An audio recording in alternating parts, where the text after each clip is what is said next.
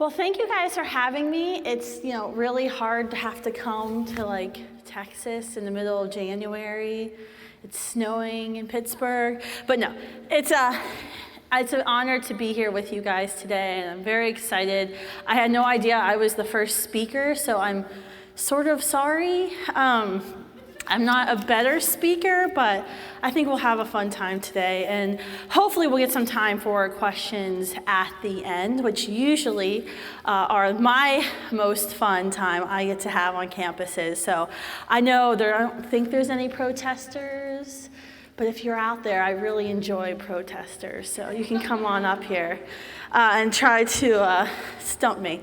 No, 15 years ago, nearly 15 years ago, I was asked to leave my nascent career, just started out in Washington, D.C. in politics, to start an organization to do something that had never been done before, to go on the offensive on college and high school campuses, because we knew we were losing this generation when it came to abortion. Polls consistently showed that young people, college and high school age people, were polling pro-choice, supporting the quote-unquote right to abortion. Planned Parenthood, the nation's largest abortion vendor, was running unopposed on our campuses.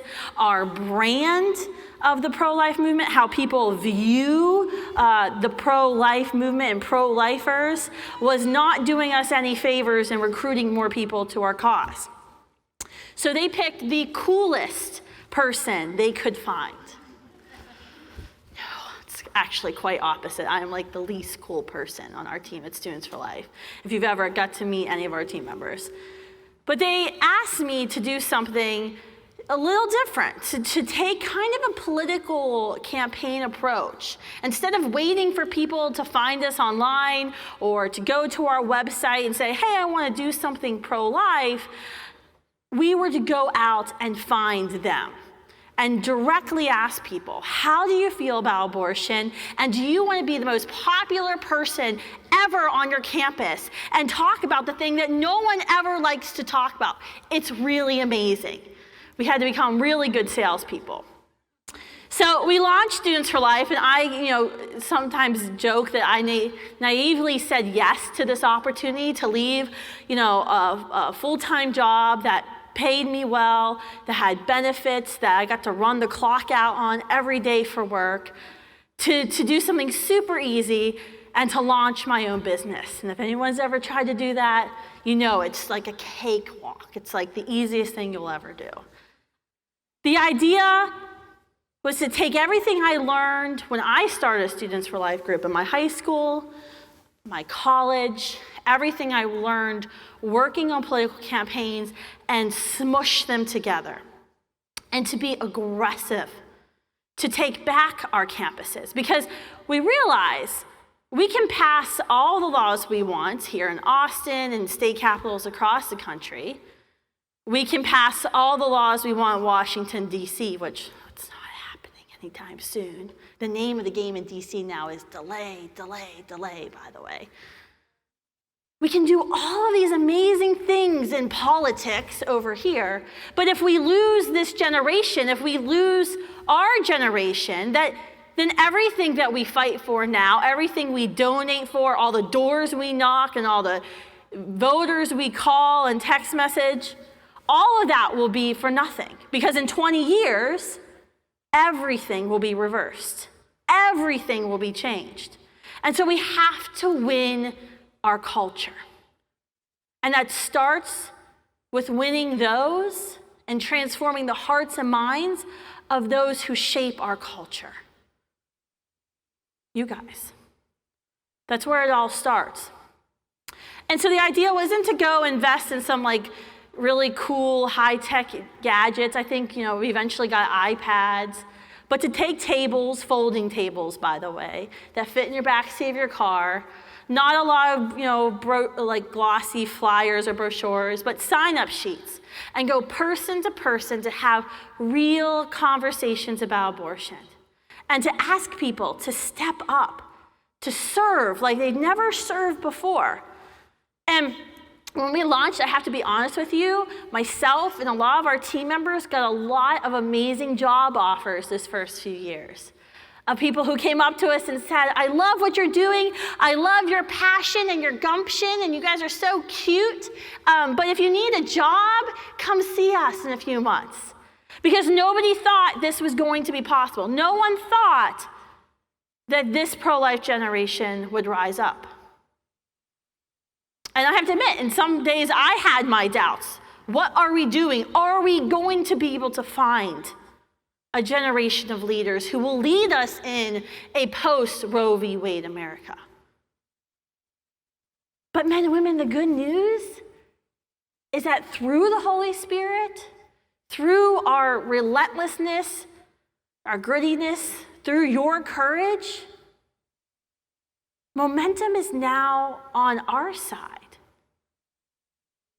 And I know with what happened this week, the inauguration of the most pro-abortion presidential administration ever, we can be filled with despair.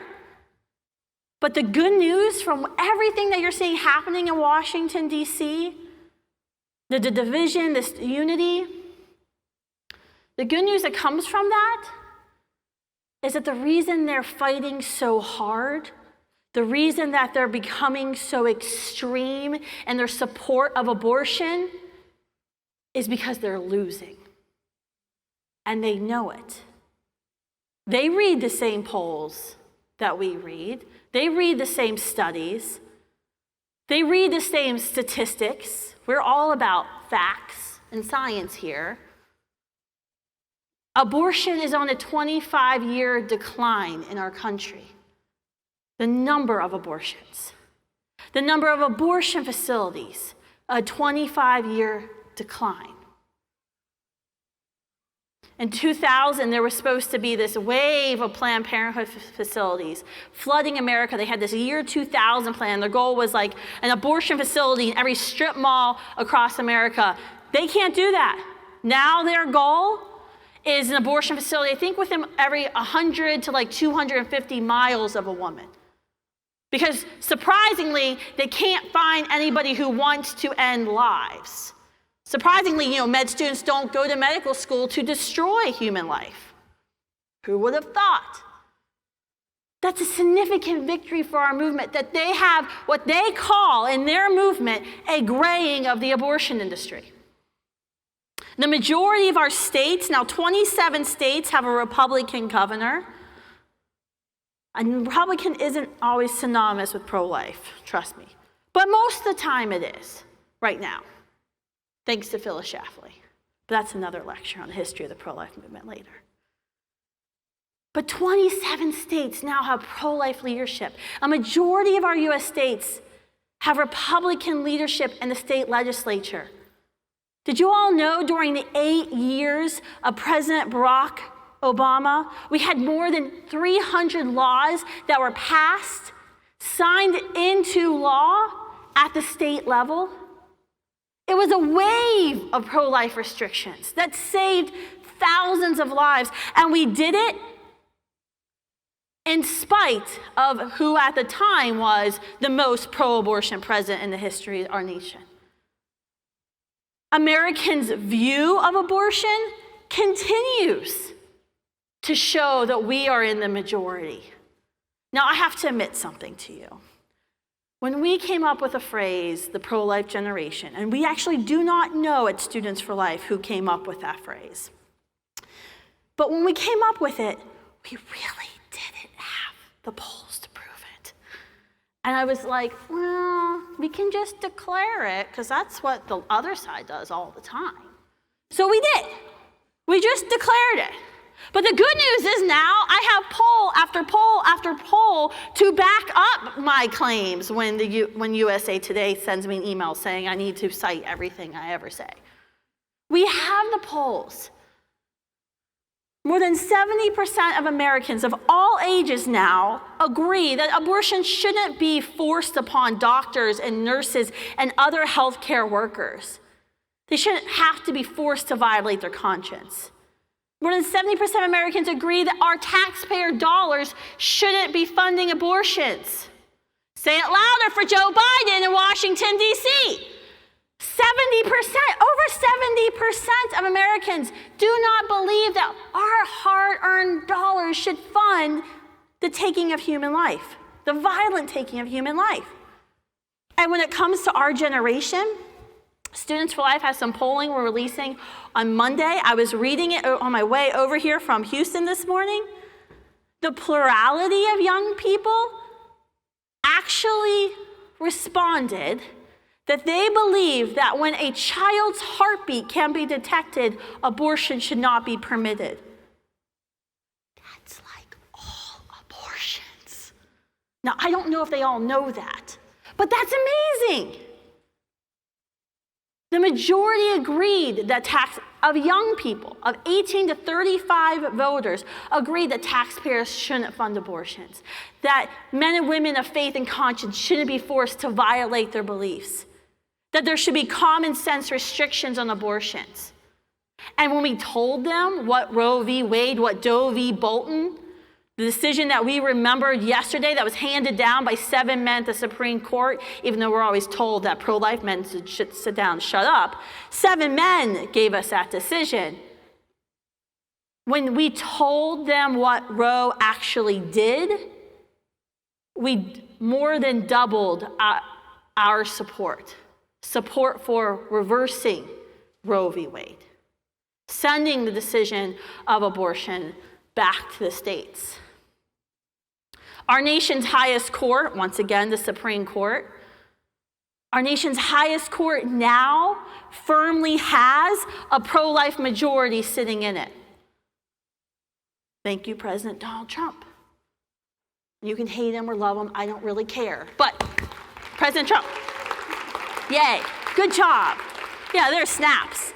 Conservative snaps, okay, yeah. I hate when they do that to me on campuses, the liberals go. And the first time my dad was like, what is going on? And my staff was like, she's so old, she doesn't get it. But we now have a pro-life majority on the U.S. Supreme Court. Granted, there's 2 that are a little like wishy-washy. They like to be liked at the Washington, D.C. cocktail parties. But we have a woman on the Supreme Court who's a freaking soccer mom, badass, legal scholar who will defend the preborn child in the womb. Like, I can't be more excited to have Amy Coney Barrett on the U.S. Supreme Court.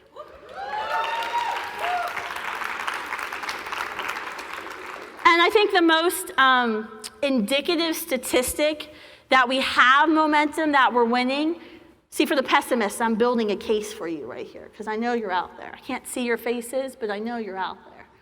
I think the most indicative statistic that we have this pro-life generation, that we have momentum, is when you look at the annual March for Life, when you look at what's going to happen this afternoon in Austin. No other cause in the history of the world turns out more people every single year than the American pro-life movement. Every single year.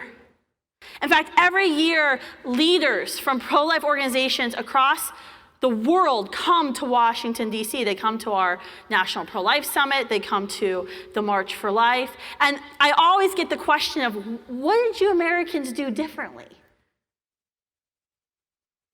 I'm pretty proud of our country, so I'm always like, well, have you read de Tocqueville? It's called exceptionalism. You're welcome to come. No. I say we're stubborn. We're gritty. We never gave up because we've had pro-abortion administrations. We've had major setbacks, Supreme Court cases that we thought were going to get to the court, that we thought were going to hand us the victory we needed to get Roe sent back down to state capitals, and then only see defeat, to see Roe reaffirmed. But the difference between us and all of these other nations that have active and courageous, you want to meet some, by the way, courageous pro-lifers, go to Europe. You think you're really courageous on campus here? Go where there's no free speech rights. But the difference between our movement and these other movements across the globe is that we were stubborn. We were gritty. We're determined. That's what's made us different. And that's what makes us such a force. Such a force to say, despite the inauguration of Joe Biden, despite the inauguration of Kamala Harris, the abortion queen, we still have momentum. Let me give you some more anecdotal information in case you still don't believe me. Look at the growth of Students for Life and what we've been able to do in the last 15 years. The fact that there's now more than 1,250 pro-life student groups that we have the honor of serving, of supporting, of assisting. Right before COVID, the crisis hit, I was in Philadelphia with my family, panic buying, trying to go from Target to Target, looking for shelf milk for my children. But we were there not to panic buy at all the Targets and steal all of the shelf milk, so no one else could get it in the whole city, which I think I accomplished. I got like 30 boxes. We're still drinking it. We were there because we were training a group of high school students. In fact, the archdiocese there got together. It was all of the Catholic high school students. And at that training, we had the honor of training our 100,000 student leader. Do you know Planned Parenthood, the billion-dollar industry that they are? Last year in their annual report, bragged that they trained 700 students in a year. 700. Last year at the National Pro-Life Summit, the Pro-Life Gen trained over 3,000 students in one day. And trust me, we are nowhere near the budget of $1 billion at Students for Life, but I'm always accepting checks, especially from big Texas oil men. Yeah. If you look at what we're doing online and in person, last year, in spite of COVID, do you all know that we were able to record and I'm missing a lot of conversations because some people don't read my emails and send in the conversations. But we were able to record 225,000 conversations that pro-life young people on campuses across America had with their peers about abortion, that they had online about abortion. 225,000. I know a lot of you didn't turn in your numbers. So can you imagine if we had all of the numbers? But what's really awesome is in the online conversations we were able to have, I'm pretty competitive with like everything in life, including myself. And we were able to track minds change. So in 31% of the online conversations we were able to have with pro-choice, pro-abortion, pro-Planned Parenthood young people, 31% of their minds were changed. And they indicated that. On campuses, your rate of minds changed was 25%. That's huge. It's absolutely huge. We're seeing change across America happening, whether it's in these one-on-one conversations that we're having, or it's the mobilizations that we're having. Just 2 weeks ago, I was in Georgia, and we put out an all call to young people across the country to give up New Year's Eve, New Year's Day, and do the most fun thing there is to do in the pro-life movement, to knock on strangers' doors and to tell them why they should vote pro-life. And sometimes for a candidate who isn't really the best candidate that's out there. It's super fun. It actually is. But we made it fun. We had over 200 students sign up for this experience, this deployment. I actually had to cut off registrations because I couldn't raise enough money to pay for it. Because of COVID, I can't put 5 people in a hotel room anymore. I'm only allowed to put 2. That's amazing. The pro-life gen shows up, continues to show up. This October in Washington, D.C., when we knew the Handmaid's Tale ladies would be out there protesting Amy Coney Barrett, we were able to get young women from across the country, including Melanie, she's somewhere, I saw her at some point, she's like, I'm here and you're crazy, to come to Washington, D.C., to stay in an Airbnb, and to be there every single day at the Supreme Court, holding an eye on the pro-life generation sign, to change the media narrative, to force the media, when they were there, to want to tell their story about how women across America oppose the confirmation of Amy Coney Barrett. There would always be smiling, joyful young people holding a pro-Amy sign. They were there. Melanie even agreed to my crazy idea of dressing up like judges. We had 9 female, really cute pro-life judges, and pearls and robes and even wigs. They got really mad. But all of the U.S. senators who were on that Senate Judiciary Committee saw that picture. Their staff came out to specifically thank Melanie and the Students for Life leaders who were out there for being a witness the entire time, for motivating them to keep going. The pro-life gen keeps showing up time and time again. On campuses, we're seeing policies transform. This is when I really start to geek out. Policies transformed, legacies created. We're no longer will a pregnant woman feel like she has no other choice than to choose death for her child. Where we're able to say, you don't have to make that false choice. You can stay in the dorm rooms. You can miss class for your OB appointment. If you happen to give birth during final exams, it's okay. You're not going to lose your federal aid, which has been attempted before. We're able to transform our campuses to leave lasting legacies. To say not only are we against the violence of abortion and the life every single abortion ends, we're against the injustice it does for that mother. Because it's never her empowerment. In fact, it's the opposite of empowerment. Because she feels powerless when she shows up at that abortion facility on Saturday morning. In other schools, like in Reading, PA, and Spokane, we've been able to kick Planned Parenthood out of the public high schools for attempting to teach students sex ed. How can an industry that actually makes money off of bad decisions be the ones responsible for telling young people how to be responsible? Somehow they have a really great sales pitch. I need to be a better salesperson. The narrative of our movement, how we're portrayed in the national media, continues to change. Every time there's a Wall Street Journal article or a New York Times article, they may want to portray us as white old men holding a crucifix yelling at another woman. That's how they usually used to portray us. But they can't anymore because of you guys. Because every time the media is out there, where are we? We're out there smiling. We're out there with our signs. We're showing them that we are the majority. So we have momentum. Do you agree with me now? Have I made my case? I can't see your faces. I got one girl snapping. I think I'm good. All right.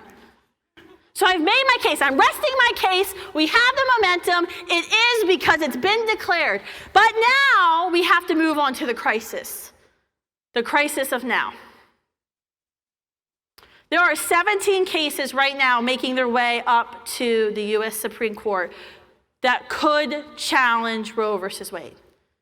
This spring, there's going to be a flurry of pro-life legislation passed in state capitals to, again, increase the number of challenges to Roe versus Wade.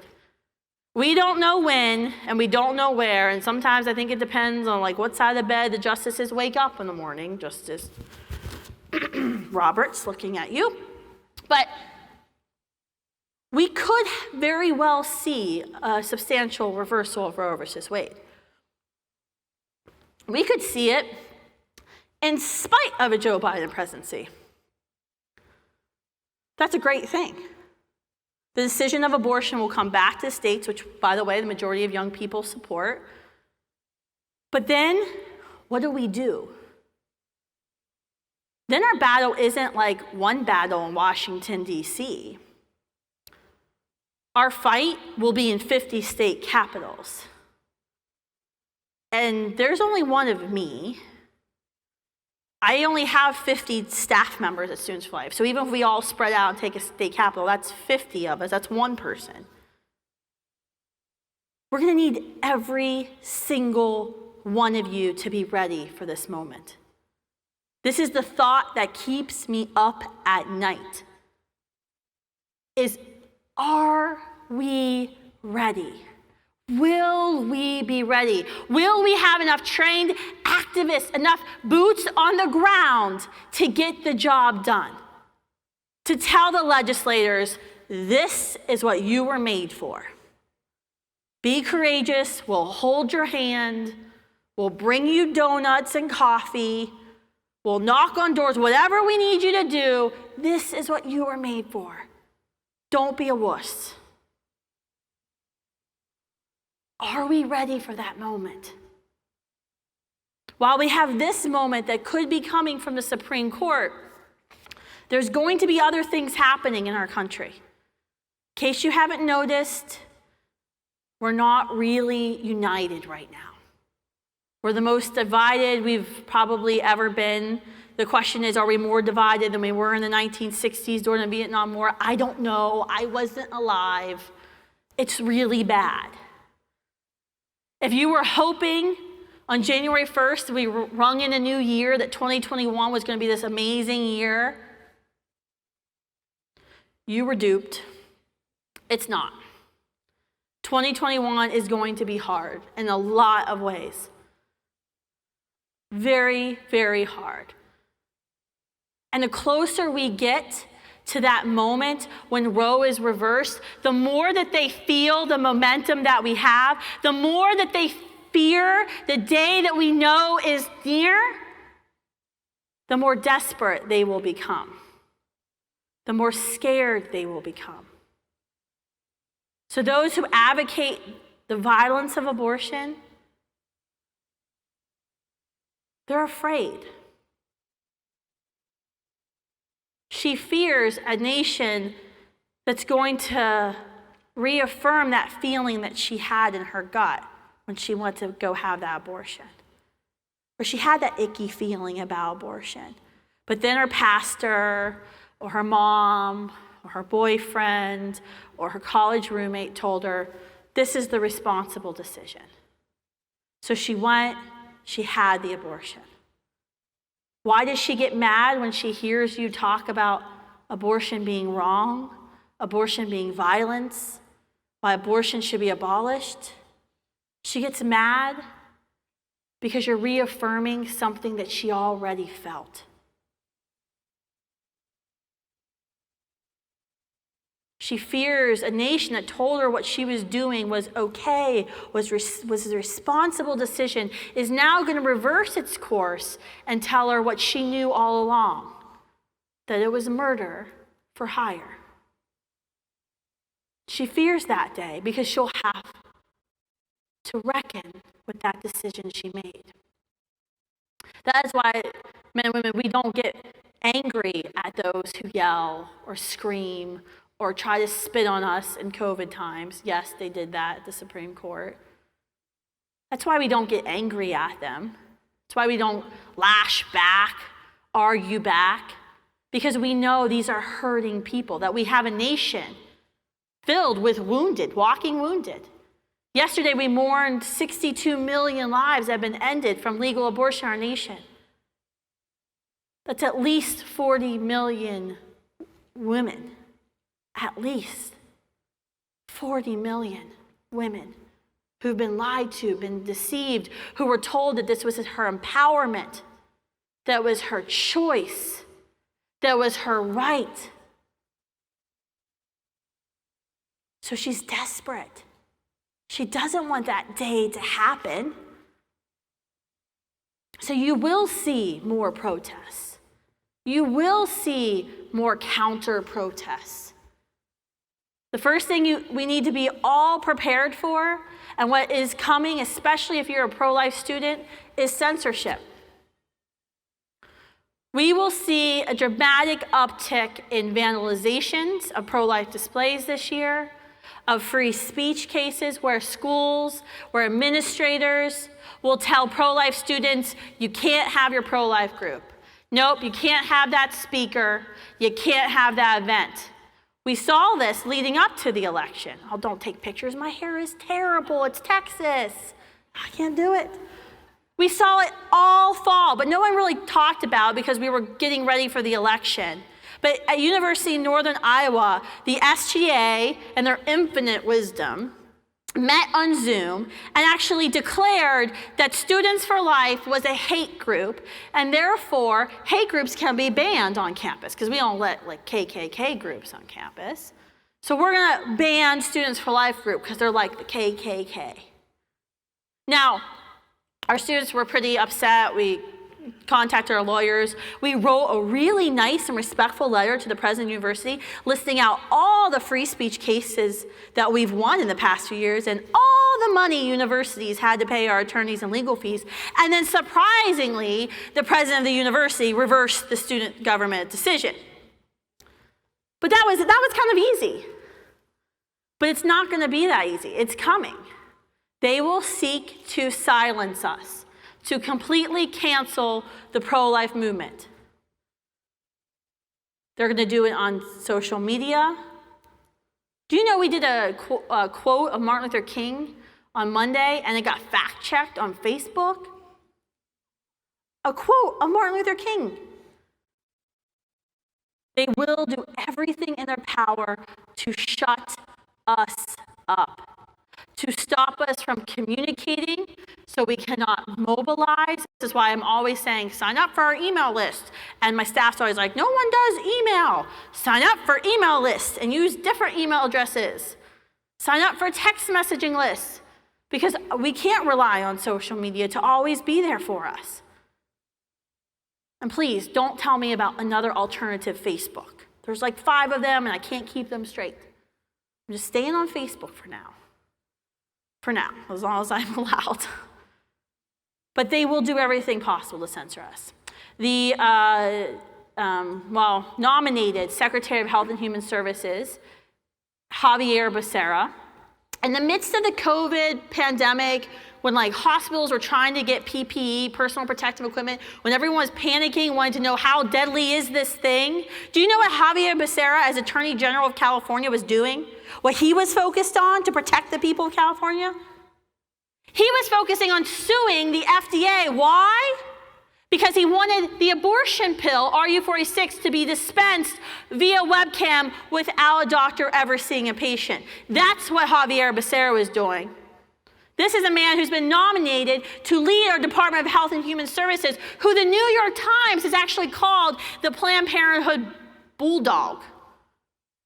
He's a lawyer with no medical experience. Kamala Harris, when she was Attorney General of California, she is the person who invaded David Daleidon's 1-bedroom apartment with 15 armed agents to take his laptop, to arrest David. What, his crime? Oh yeah, that's right. He filmed Planned Parenthood workers undercover haggling over the body parts of children they aborted. Did Planned Parenthood face any repercussions? Were any charges brought against Planned Parenthood? No. They were funding Kamala's campaign. Those are the leaders that we will have in Washington, D.C. So we will be censored on campus. We will be censored in our communities, and there will be laws, there will be regulations attempting to censor us coming down from our nation's capital. The next thing we really need to focus on is chemical abortions. 3 years ago, a law was introduced in California it was kind of crazy at the time, to have every state university campus in California to dispense the abortion pill. And when our staff told me about it, I kind of said, well, that's not going to happen. Planned Parenthood's not going to like that because they're going to lose money if every state campus turns into an abortion facility. Stupid, Kristan. Planned Parenthood's already written into the bill as the licensed contractor who will be going into college campuses. Despite the fact that there's an abortion facility between 5 and 7 miles of every single state campus in California, They literally made the argument last year in Sacramento that a $5.50 Uber ride to the abortion facility was racist. Because she was poor and couldn't afford the $5.50 Uber ride. So therefore, the abortion had to be conducted right on campus. Now, if she starts to hemorrhage to death or actually need actual care because, the rate of complications skyrocket with chemical abortions, and chemical abortions between 10 to 15% of the time actually fail and she has to get a surgical abortion, if she needs any of that, she's got to go off campus. But that's not racist. Making her go off campus to end the life of her child, unfathomable. That bill actually passed. Gavin Newsom, Mr. Mask Wearer himself, he signed into law this bill. This month, this law takes effect in California. And guess what? What happens in California doesn't stay in California. If we want to build a wall, friends, it needs to be around the state of California. You all should know this. I should not have had to worry about the state of Texas on election night. It's not going to stop there. It's going to go state by state. New York, Massachusetts have already introduced similar laws. They want to transform all of our campuses into abortion facilities. Why? Because what David Daleiden exposed is true. They don't know what to do with the bodies. It's expensive to dispose of human beings, apparently. They don't want to bury them. They fight fetal burying laws. They're going to do everything possible to get abortions as early in the first trimester as possible. Why? Because they don't have to do the abortions at the abortion facility. They don't have to pay the operating costs. They don't have to pay an abortionist. It's cheaper, yet they still make the same amount of money. The FDA soon, under the Biden administration, the great devout Catholic he is, they will loosen all restrictions on the abortion pill, and she will be able to get the abortion pill probably in the next few years via Amazon, which, by the way, just set up their own pharmacy. New terminology. They're no longer calling it the abortion pill, it's the missed period pill, because turns out women don't like to have abortions and no one likes to say the nasty A word. So the new thing is, it's a missed period pill. That way you don't actually have to be quite sure you're having an abortion. The other thing we need to be looking out for is the extremists in DC. I've alluded to it many times. You can say I'm a little amped up about what's happening. But the Hyde Amendment will soon be gone. And every single spending bill that the House of Representatives is proposing, which, by the way, remember civics, the House proposes all the bills about the money, which they never have a budget, but fascinating.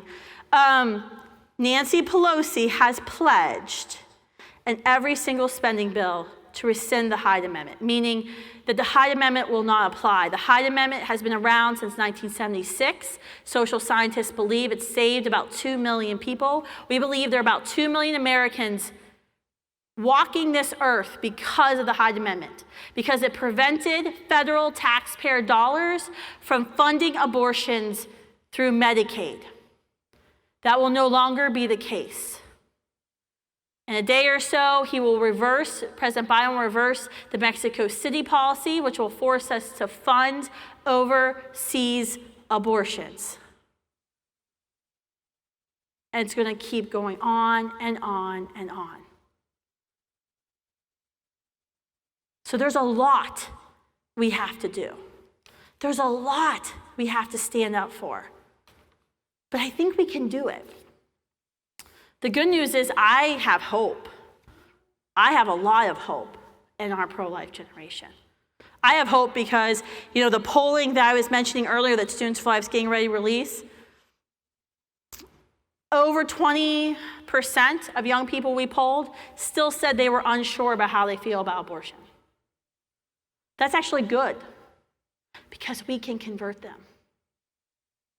It's really easy when you have truth on your side. You don't have to be super fancy about it. I have hope because I've been privileged to meet so many of you who are out there on your campuses and you were like 100 times a better human being than I'll ever be, and yet you all are leading the charge? Actually, a student not long ago asked me how to get my job, and I started giving him tips about how to start a pregnancy center, how to get involved in the community, and he said, no, how do I get your job? Like your job. I was like, okay, I guess it's time for me to retire. I have hope because our pro-life movement has endured for nearly 50 years. Pro-life presidential administration, pro-abortion and presidential administration, setback after setback. I mean, we're like real life tortoise and a hare situation here. And we are the tortoises in the story. We've been slow, sometimes too slow, but we've been steady, and we've never given up. We have always prevailed. I have a lot of hope, and I hope you all do too. I hope you don't have despair, because you don't need despair. Because when you have truth, you know truth is light, and you know when you have light and you bring it into darkness, what happens? It becomes light. Darkness doesn't stand a chance against light. It must flee from light. If you have light, if you bring light, darkness will always, always flee. We don't have to be fearful. We don't have to despair. And I know there's, a lot of people are like, I can't do what you do. Like, you get up on stage and talk to people. I would never do that. You don't have to do that. There's so many ways for you to get involved right now in the pro-life movement. The pro-life movement is vast, is diverse.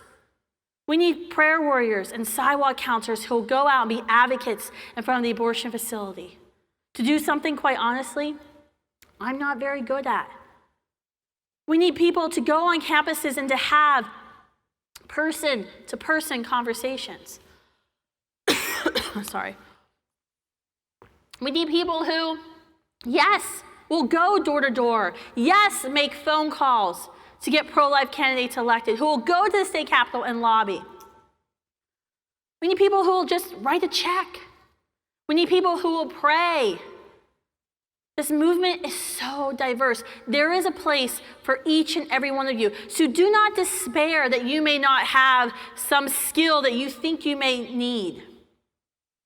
Or don't despair because you might have an abortion decision in your past.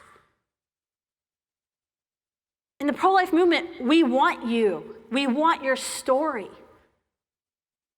We value each and every one of you.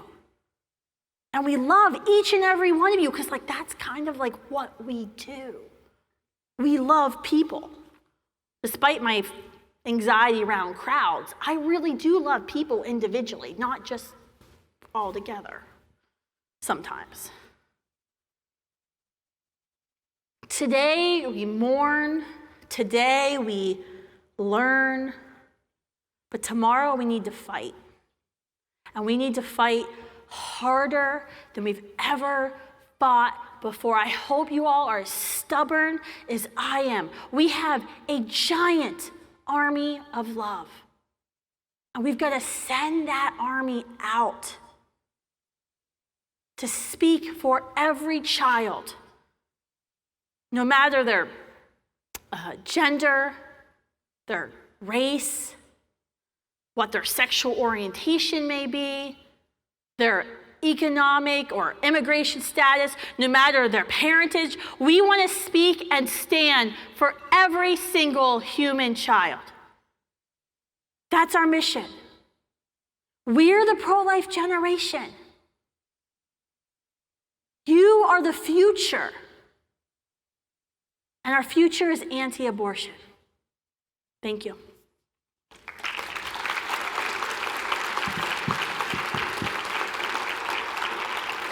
Are we going to do questions or no? Yes. Okay. Yes. Thank you so much, Kristan. We're so happy you were able to join us today. It's great. If you have questions for Kristan, please submit them through the Boots on the Ground app. Click on the speaker tab, scroll to the bottom, there's a Q&A button, click that, submit your question for Kristan. But I do have a few for you already, so we'll get started. Hold on, I'll get my stack of research, because they always accuse us of not having facts, so I just... Okay, so Trump has been called the most pro-life president. Do you think that was a fluke, or has he set a precedent to ensure more Republican administrations going forward are just as bold as him? Do I think it was a fluke? I don't know what's in Donald Trump's heart, but his actions show that he had and he led the most pro-life administration we've ever had. And I'm actually a big fan of George W. Bush. I served in his administration. But Donald Trump took the cake when it came to pro-life administration, pro-life staffing, pro-life regulations, with live say. There are babies, toddlers, who are alive today because Donald Trump was elected president of the United States, and that is just fact. Do I think it will continue? I do. It used to be that the pro-life movement was kind of like the redhead stepchild of the conservative Republican movement. We would go to events and people would be like, there's the pro-lifers. Or they call it the SOCOs, the social conservatives. And it was always like this thing in DC where the consultants, they would tell the candidates like, yeah, check the box, say you're pro-life, but don't talk about it, it's a losing issue. The consultant class in Washington, D.C. is Republican and Democrat. They don't care. They just care about making money. And a lot of them are very, very liberal and pro-abortion. But we, along the way, have convinced politicians that if you want people to, turn out and door knock for you, if you want people to fight for your campaign, you've got to engage pro-lifers. Over and over again, you'll see that in elections from the State House to the U.S. president. When you look at who gathers and gives up their most precious asset, their time to work for candidates, sometimes candidates we don't even like, it's people who care about two things: abortion, the ending of abortion, and the Second Amendment. Over and over again. So I don't think it's a fluke. I think it will continue. I think within the Republican Party now, it is cemented that the pro-life movement is here to stay, and they're a valuable stool in conservative politics. Thank you. Next question. What happens if the Biden administration codifies Roe versus Wade, making abortion on demand until birth mandatory across all 50 states and undoing all pro-life laws? Yeah, it's called the Supreme Court, and they can't really do that. It's what's interesting about the codifying Roe language. Like yesterday, our devout Catholic president tweeted out that he wanted to codify Roe. Sorry, I get very upset. Christians who are pro-abortion really frustrate me. So they're going to try. I know Kamala Harris, when she was running for president, when she said Joe Biden was a racist before she joined his ticket, she actually said in that debate that she would make sure that her DOJ would have to certify every state law and make sure it was in accordance with Roe versus Wade, which actually already happens. That's why cases go to the Supreme Court, and the Supreme Court decides whether or not a law is in line with Roe versus Wade. So I'm not necessarily worried about this term, codify Roe. I think they're going to try to put hand down proclamations and executive orders, but I think we have the courts. One of the shining victories that no one ever talks about the Donald Trump presidency is that we had over 200 pro-life judges nominated and confirmed to courts throughout our land. And that is significant because if you'll see the way the abortion industry has been attempting to radically transform our country, it's never in laws, because it's not popular, because going back to my statistics earlier, it's always through courts. It's always through judicial activists. And so to have so many conservatives, so many pro-life judges, or strict constitutionalist judges, we're supposed to say, that is significant. So I'm not super worried about it, but it's because I think they're going to try, but it's going to be like, can't do that because you're not the supreme ruler, Joe Biden. Continue submitting questions if you have any. I guess one of my questions for you is, what are some of Students for Life's plans moving forward this year? Can you share anything with us? Yeah, I'm super excited. So we're launching this thing next week, and I was trying to put it in my speech today, but I just didn't fit. So it's called the Pro-Life Future Campaign, and we're really excited about because it's getting everybody working together. That's one of our things at Students for Life that we really try is to inspire unity, to inspire the generations to work together. And so we've been doing so much work digitally, changing minds, all this like secret stuff that no one really knows about, because like if Facebook knew it was really me doing it, they would shut it down. But what we're doing is 19 cities across America. Dallas is actually the city we selected for Texas. I don't know if I'm actually supposed to say that yet, but this is what's happening. I'm the president. I could do that, right? Sarah, I don't know where she's at. She's probably gonna be mad at me. So what we're gonna do is we're gonna do digital and on the ground. So campuses, communities, computers. On campuses, Students for Life groups are going to continue to rocket, change minds, host events. We'll be geofencing the campuses to run our mind-changing digital campaigns. In communities, we'll be geofencing communities to run our mind-changing campaigns. But we'll also be reaching out more than just the persuadables. We're actually going to be reaching out to women who are considering abortion. And we're partnering with Human Coalition in all these 19 cities. We'll have a 1-800 number, an online chat. So we're going to reach her, direct her to this. Human Coalition is going to answer the calls, do the chat. Then we're going to direct her to the pregnancy center, the maternity home, measure, did she actually get help? Did she get served? Then we're also geofencing the churches and tell all those Christians to actually do something about being a Christian, to join our pro-life movement. We'll be geofencing the abortion facility, so when she's inside of the abortion facility, in the waiting room, if she's on an app, she will see our ad to help. We'll be running ads. We're working with Abby's group because we're going to run ads to the folks who actually work in the facility. We can track and we can tell it's them because it's the same ISP address. It's kind of techy, but you can know it's an abortion worker. Try to get them out of the abortion facility. We're going to have you all sidewalk counseling, working with Laura Musica's group, Sidewalk Advocates for Life.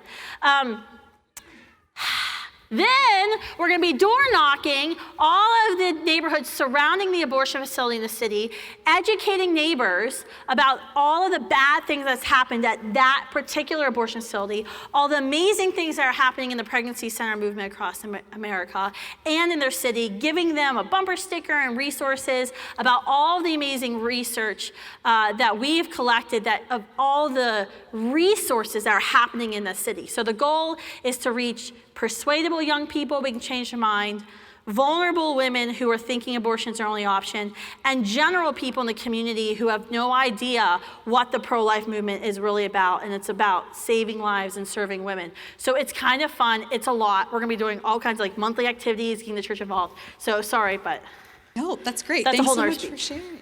Thank you, Kristan. You shouldn't have asked, yeah. That's really great. And Students for Life has a table here in the front of the room if you want to come in and learn more. I'm sure they can share even more information about what's coming up with Students for Life. So thank you so much again, Kristan. We're so happy to have you with it. Give it up one more time for Kristan. Those are easy questions.